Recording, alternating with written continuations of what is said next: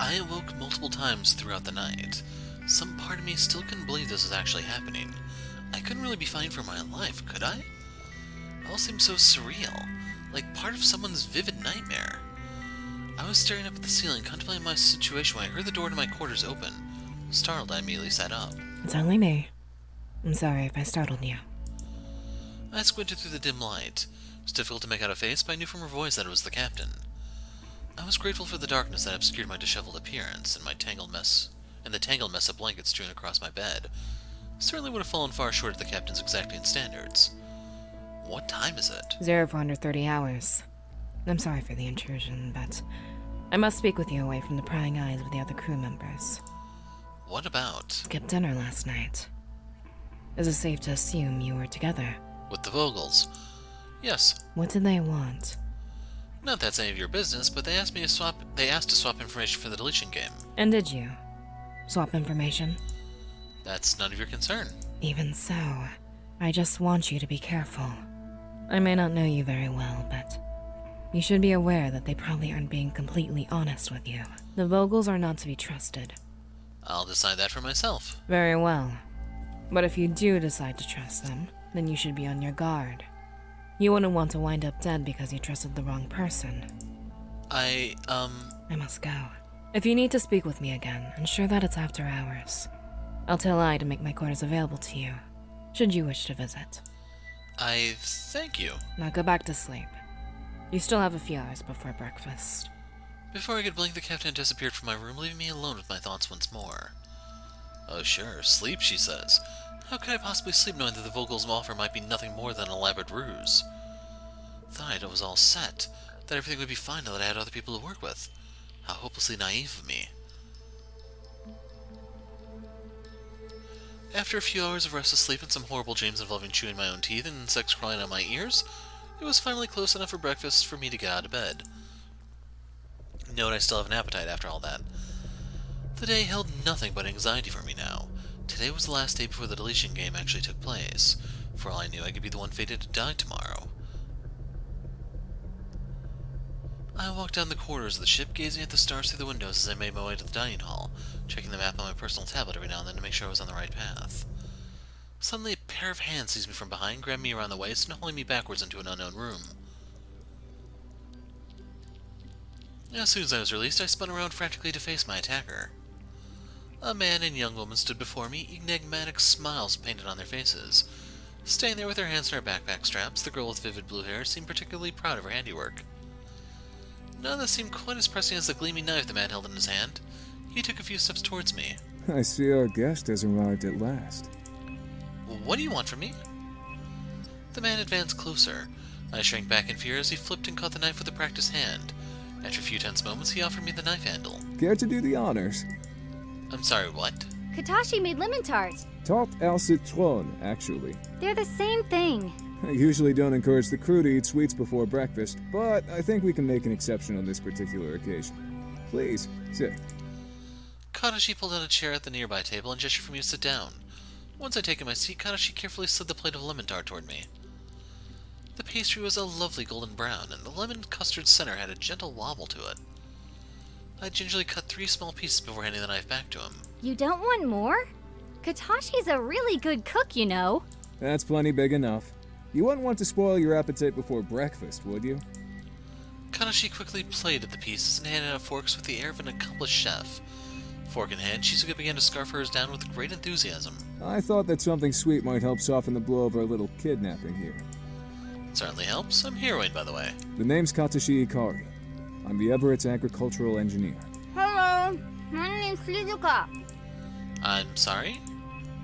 The young woman had her mouth full of lemon tart and seemed preoccupied with trying to steal Katashi's portion off his plate while he was distracted. Katashi deflected Shizuka's sneak attack without missing a beat. This hot mess is Shizuka Himura, the linguistics officer, but she also handles navigation duties from time to time. We understand that you've been forced to participate in this round of the deletion game, so we wanted to propose an alliance of sorts. We want to win this game, but to do that, we need allies. I'm well aware of that, but what makes you think that our numbers are compatible? That's easy. I already know your number is 5.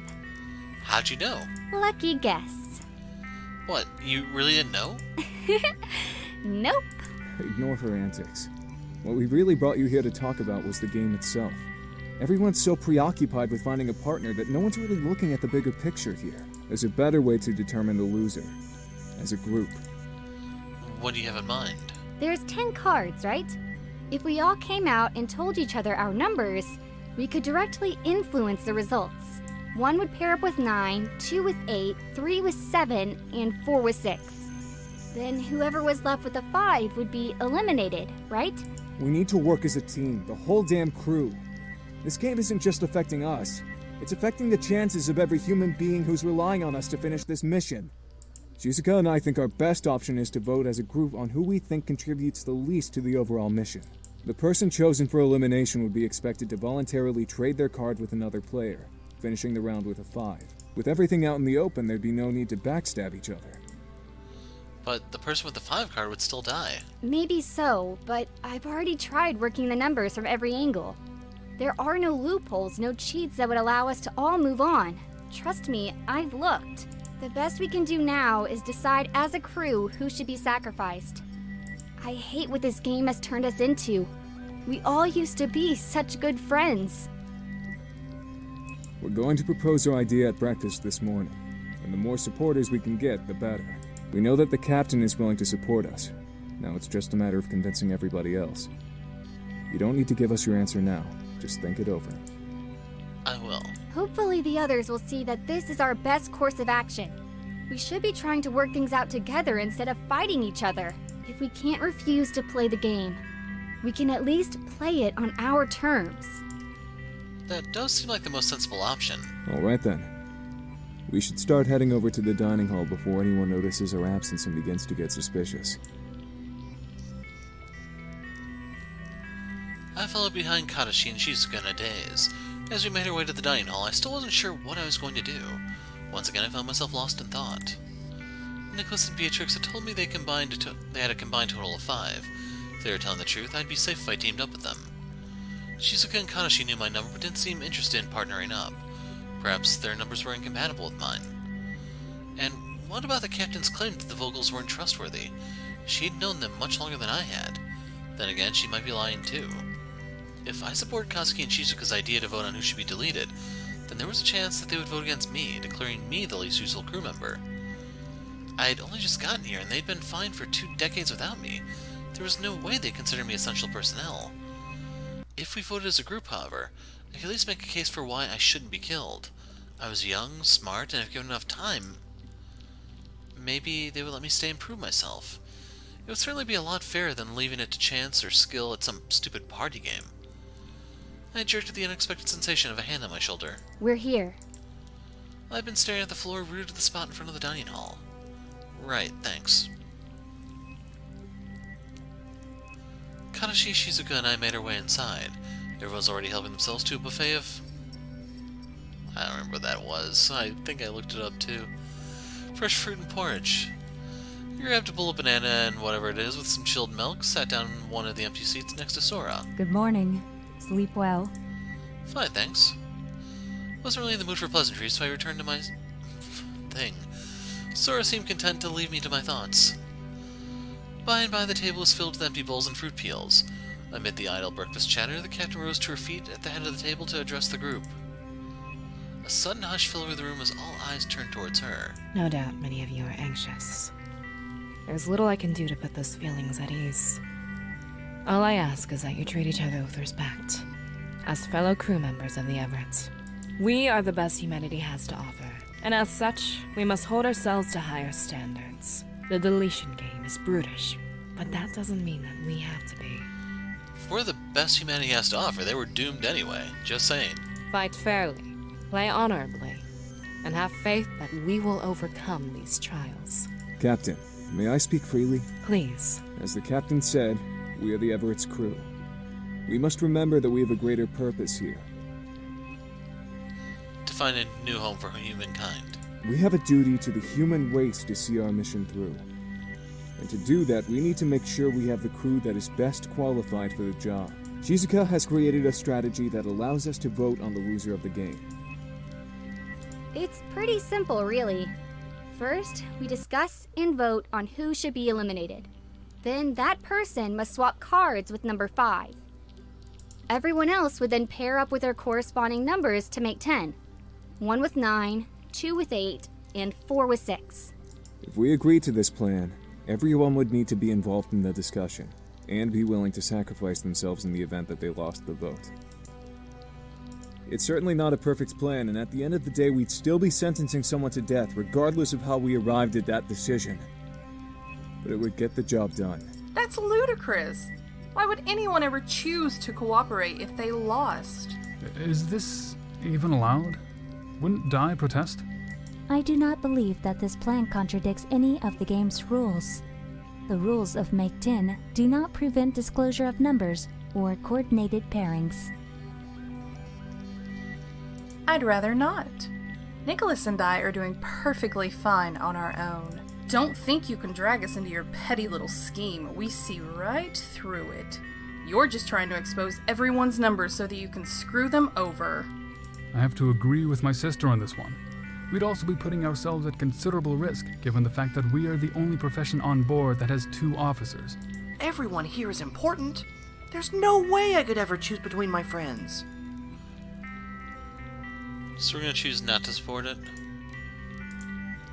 Seemed like the idea wasn't very popular among the group. There was nothing I could say that wouldn't sound like it was motivated by self-preservation, so I decided to stay quiet. The thought is appreciated, Shizuka, but it seems as though the majority of the crew is against the idea. We will continue playing the deletion game as we have been until now. Dismissed. I was still exhausted from yesterday's investigation, not to mention the mental strain of not knowing whether I would live or die tomorrow. Only a few days in, the deletion game had already begun to take its toll. I collapsed on my bed fully clothed. What the hell was I going to do tomorrow? Could I trust the Vogels to stay true to their word? Would I be safer going with Kadashi and Shizuka? There was little I could do but wait for tomorrow. Unless... The captain's kind offer from this morning suddenly came to mind. I wondered whether I should turn in early to clear my head for tomorrow if I should head over to the captain's quarters for her council.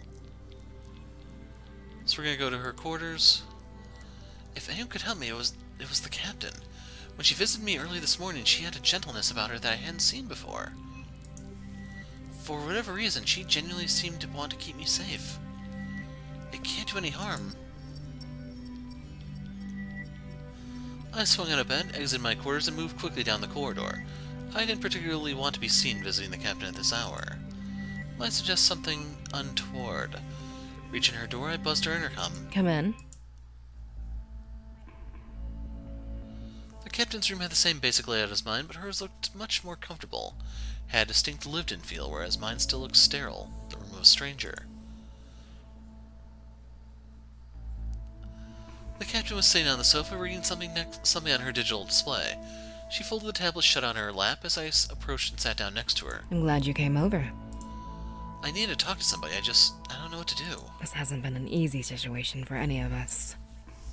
In some ways, you have it the easiest. The person you see die tomorrow hasn't been your friend for a lifetime. True, but then again, I'll never get the chance to know them at all. It's hard to know which is worse. Was there something you wanted to talk about? Just talk. Anything but the deletion game. It's all anyone's talked about since I've gotten here. Let's talk about something else. Tell me about yourself. There's nothing to tell. I'm not asking you to tell me all your secrets, just one little thing. What do you do for fun? Well, sometimes I... No, you'll laugh. You do stand-up? I won't laugh. Tell me. Promise not to laugh? If I laugh, I'll only do it on the inside. Well, I like to knit sometimes. Really? That's it? Why would I laugh? I usually get old lady jokes by the dozen. Yeah, but there are no cats around here.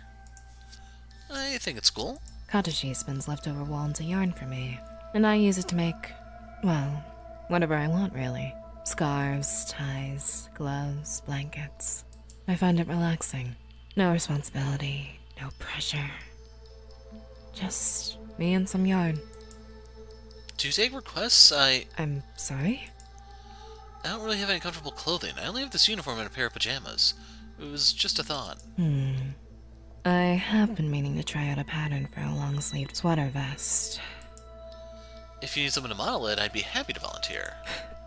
We'll see. A pleasant silence fell between us for a minute. Well, I'd better get going. Thanks for talking with me. My door is always open. Good night, Captain. Good night. I left the captain's quarters in a daze, arriving back in my room in what seemed like seconds. My body felt like it was on autopilot, moving its own volition as my mind wandered. Finally reaching my quarters, I slipped into bed and went right to sleep. Bing bong, bing bong.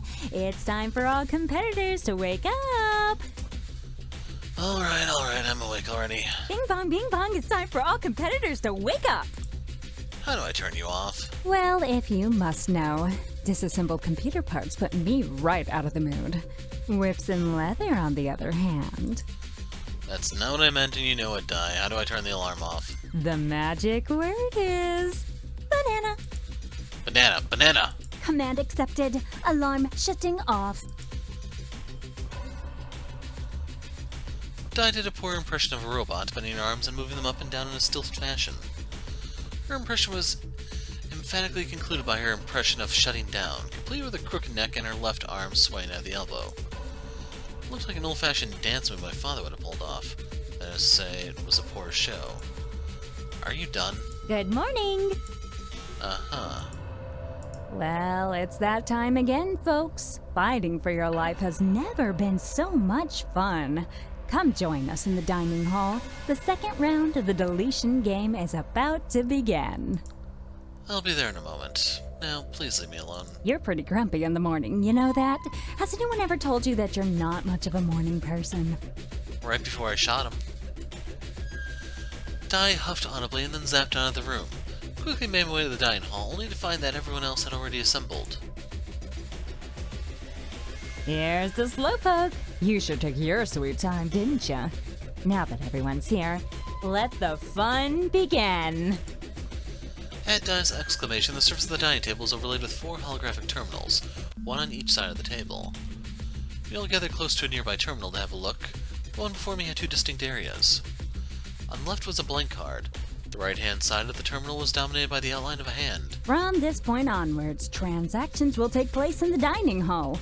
Parties involved in a transaction must be declared to me before entering the room, and only those involved in the transaction may enter this room. Any attempt to force your way in or otherwise interfere with the transaction will result in instant elimination.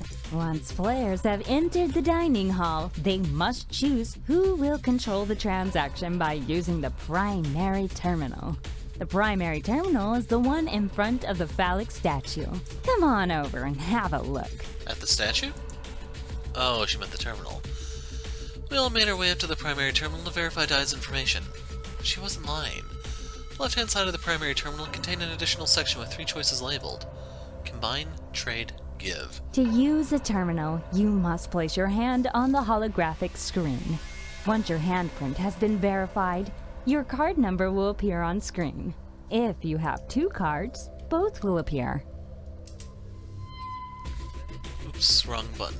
To use it, the person at the primary terminal must then choose which transaction they wish to perform.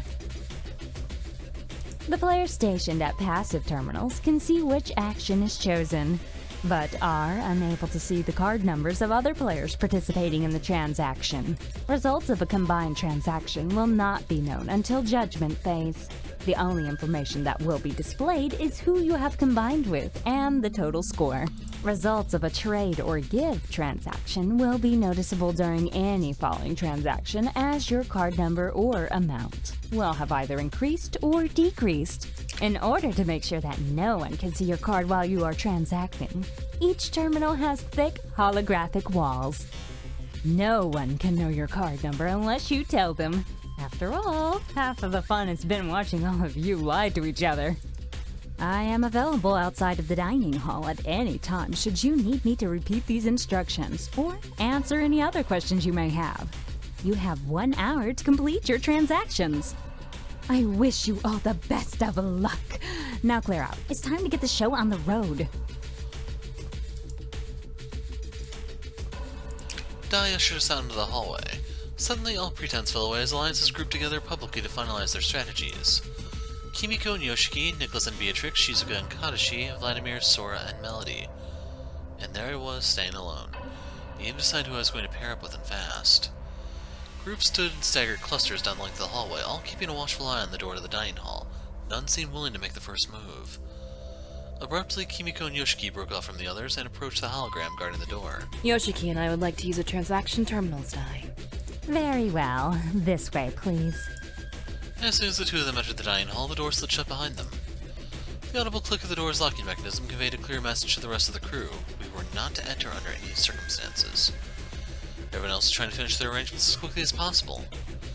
The longer you waited in this game, the more likely the other players were to partner up or swap with someone else.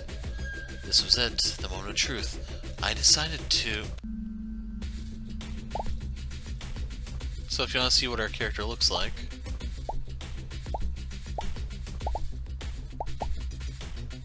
let's pair up. So the whole sacrifice yourself thing... bleh. That's lame. I had made in my mind I would pair up with Beatrix and Nicholas. They were the first ones to approach me, and despite the captain's warning, I had no choice but to trust them. Nicholas and Beatrix stood at the end of the hall, engaged in a private conversation. Hey, Beatrix, Nicholas. Does your offer to combine still stand? I've decided that I want in. We knew we could rely on you. No one as charming as you could possibly betray us. Isn't that right, brother? Nicholas nodded in reply. We're glad you're on board. All we need to do is perform one little transaction, then we can go and relax. It'll all be over soon. I know this is a weird question given that we're about to go put our lives in each other's hands, but I've heard rumors that you two might not be telling me the whole truth. That bitch! It was the captain, wasn't it? That's just like her. She's so desperate, she'll stoop to sabotaging other players' chances by casting aspersions against their character. If barging in there didn't forfeit my place in the game, I would go and give her a piece of my mind and my fist while I'm at it. Right square in her face. Sorry I brought it up. Beatrix and Kimiko don't exactly have the best relationship. But never fear, friend. We didn't spend 4 days slaving over you just to get you killed 3 days later. You're right to put your faith in us. The moment the door whooshed open, my arm nearly shot out of its socket as I was yanked down the hall by Beatrix, running at a full sprint. Nicholas was surprisingly fast, fending off anyone who wished to initiate a transaction by using his lengthy lampcoat as a makeshift barricade. When push came to shove, the Vogels meant business. Very well. Please enter. You'll have 10 minutes to complete your transaction, at which time you will be forcibly removed from the dining room. As soon as we entered the room, the door closed behind us with a loud metallic clang. Nicholas strode up to the primary terminal, placed his hand on the holographic display, and waited for us to take our places at the other terminals. Couldn't we have at least discussed who should be in control of the primary terminal? It doesn't particularly matter for this type of transaction. Combining cards is our only available option here. Trading and giving are both limited to one-on-one transactions. I guess you're right. Let's get on with it, shall we? We only have 10 minutes. I made my way over to the secondary terminal opposite Beatrix. Once I stopped in front of the terminal, the front and side walls prevented me from seeing anything. All of my attention was focused on the screen. Whatever happened here would determine my future. The sensation of placing my hand on something that wasn't physically there felt very surreal. I had been expecting to feel a slight electric vibration when I placed my palm against its surface, but there was nothing. My terminal beeped as my handprint was verified as my own. The terminal screen changed, displaying my name and card number, a lonely 5. On my screen I could see the word combine light up as it was selected. In a moment the readout changed to 5 plus Beatrix plus Nicholas and it was done. We were officially allied. Congratulations! Your transaction has been completed. Judgment will occur in 44 minutes. Thank you for participating in the deletion game. We exited the dining hall beneath the withering judgmental stares of the other players. For some reason, I couldn't bring myself to meet Kimiko's gaze. Thank you. We appreciate your help. Beatrix winked at me slyly. We owe you one, sailor. I'm glad we could help each other out. Try to get some rest. Doctor's orders. We'll see you at Judgment. Wasn't sure how he expected me to rest, considering how little time we had before the final results were announced. Extra, extra! Be sharp, sing on rooftop! Attention, attention! This round of the deletion game has come to an end. All participants are to meet in the dining room at once. Dai's voice thundered throughout the ship. I froze. The moment we'd all been dreading had finally arrived. You'd all better hurry. I'm not going to wait to announce the results, you know. I closed my eyes, inhaled and exhaled deeply. I was as ready as I was ever going to be. It's judgment time, everyone. If you'll all take a look up here, I've created a handy holographic scoreboard for your viewing convenience. You can thank me later. In a minute, this board will display everyone's final results. Keep in mind, the numbers of each individual player in a group will not be displayed, only their combined scores. After all, what's done is done. My heart was pounding so hard against the inside of my chest that I threatened to burst into pieces at any moment. Shallow, rapid breaths were all I could muster as I clenched my eyes shut, horrified to see my fate sealed in glowing letters and numbers. Ooh, I'm just so excited for you all to find out the results. Here we go. 3, 2, 1.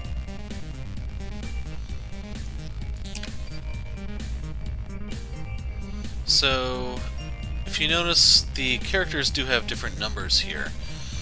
In the male route, these are...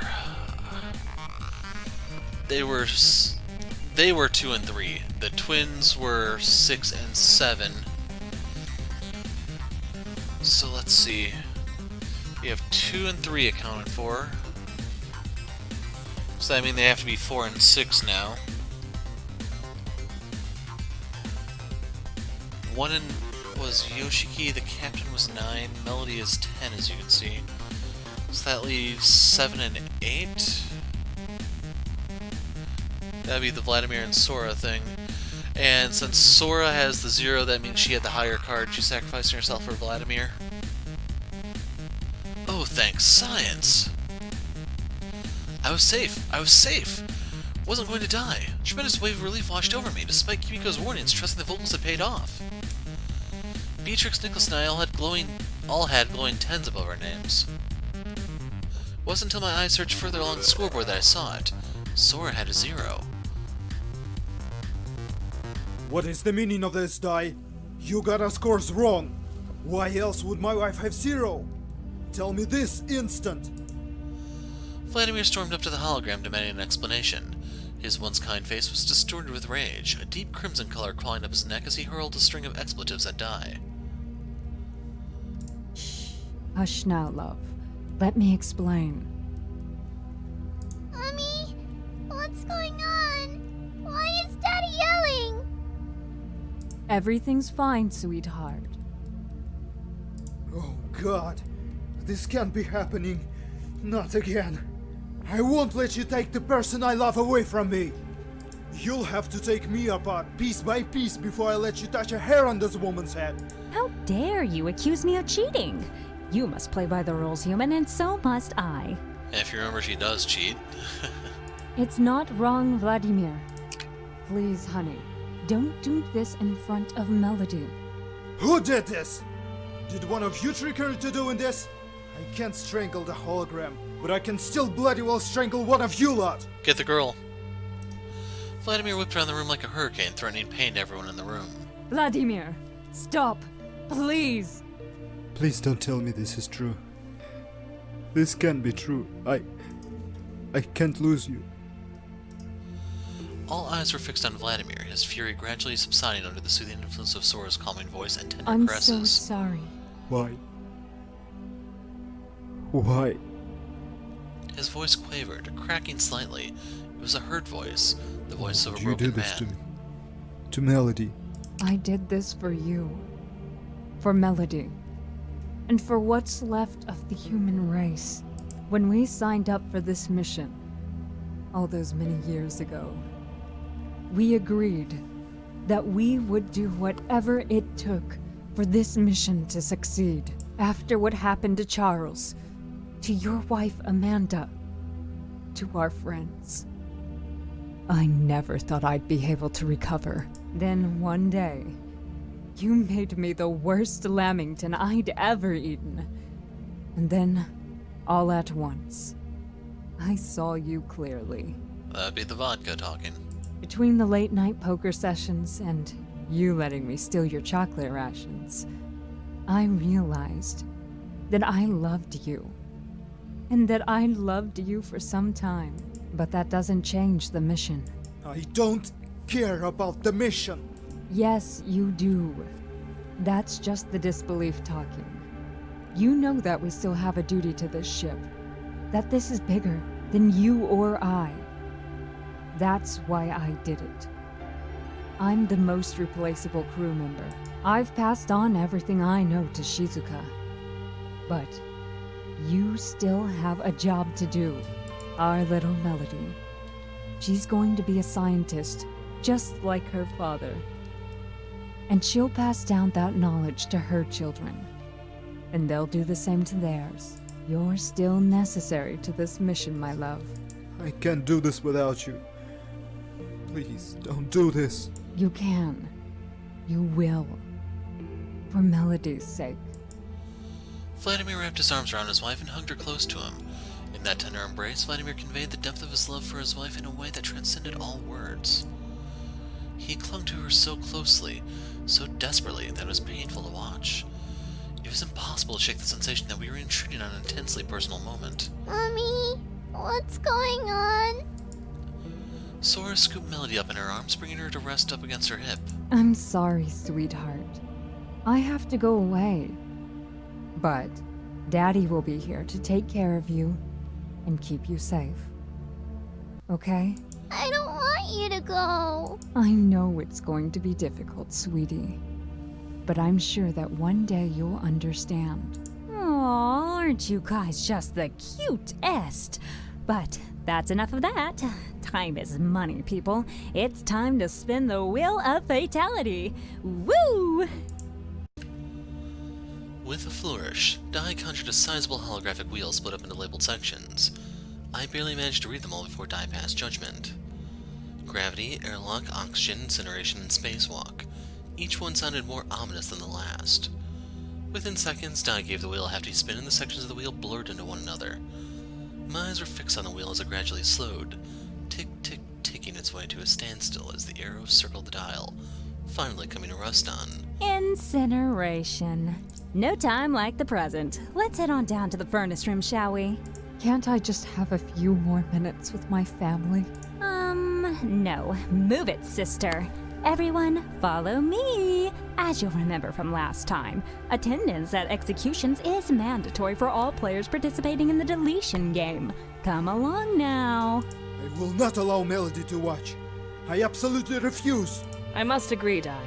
Subjecting a child to the demise of a family member is unbelievably cruel. Dai spat out her answer through gritted teeth and a plastered-on smile. Melody is a participant, just like you. I won't bend the rules merely because she's shorter than the rest of you. She's a child. She's a member of this crew. Now, feel free to continue arguing with me. But for every second you push the issue, I'll be decreasing the amount of oxygen flowing into this room. This is low, Dai. Even for you. Fine, we'll do it your way. It seems we have no choice in the matter. And here I thought a little CO2 poisoning might improve your personality. Maybe next time, Captain? The march to the furnace room was grueling. I'd never seen a person die before. Like any reasonable person, it wasn't something I ever thought I'd have to see. My stomach revolted at the prospect, and my mind felt completely numb. I couldn't even imagine what Sora was going through right now. Sora set a slow pace to the furnace room, dragging out the precious time she had left to spend with her family. The sound of Melody's uncontrollable sobbing was the only sound that echoed throughout the bowels of the ship, as we delved deeper than I'd ever ventured before. As we filed into the furnace room, the ambient temperature rose with every passing step, and I slowly became aware of the gentle crackling of flames. The cavernous room was dominated by the raging fire of the furnace itself, held at bay by a thick pane of reinforced glass. As the last of our group crossed the threshold, the door shut behind us with a resounding thud. Even on this side of the glass, the heat radiating out from the furnace was overwhelming. Although there was a maintenance access panel located on the chute emerging from the top of the furnace, this occasion clearly warranted the use of the hinged door cut into the glass. Here we are, Sora. For losing round 2 of the deletion game, you've been sentenced to death by incineration. I must insist that you enter the furnace immediately. No one goes out until she goes in and gets a little singed. Company, fall in. Everyone except Melody and Vladimir immediately formed a regimented line and raised their hands in the salute position. I tried to mimic their actions as best I could. Navigation Officer Sora Carmine. You have served honorably aboard the Everett, and your many contributions to this mission have been indispensable. Your love and compassion for your fellow crew members have made this ship a better place to live. You will be greatly missed. Company, salute! The entire line saluted in unison. Sora's smile was incredibly bittersweet. She just stood up straight and meaningfully locked eyes with each of us before returning a salute of her own. It's been a privilege being able to serve alongside such fine men and women. God... Sora, You don't have to say a word. I already know. Sora and Vladimir shared a deep, lingering kiss. Goodbye, my love. In you go, Sora. Clock's a-ticking.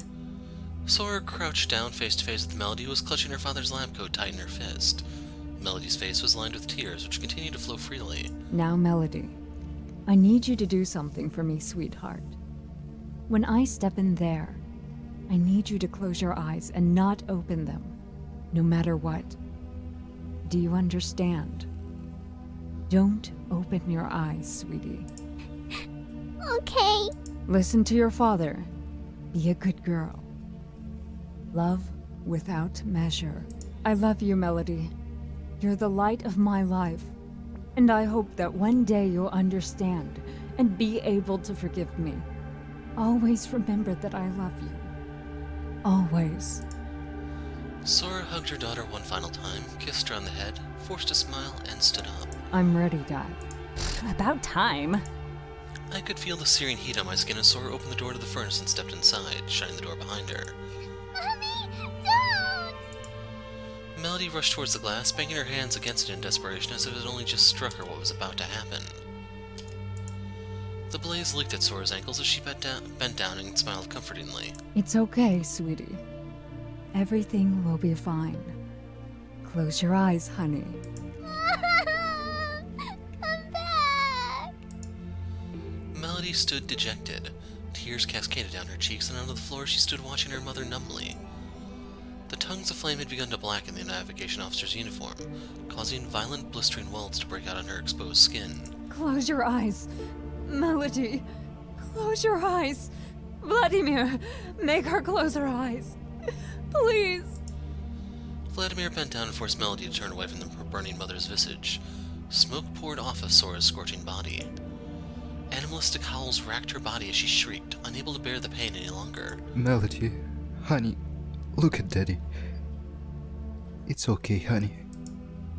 The last thing I saw was Vladimir pulling Melody into a hug, holding her head so that she couldn't turn to look at her mother, whose charred skin was starting to slough off from the muscle underneath. I clamped my eyes shut, sickened at the sight of her gruesome death. Even with my eyes shut, my imagination ran riot as a visceral thump reverberated throughout the room. The putrid smell of burning hair and human hair and flesh pushed me over the edge, causing me to gag. Cold air whooshed in behind me as the doors finally opened. I opened my eyes and scrambled towards the exit as fast as my legs could carry me.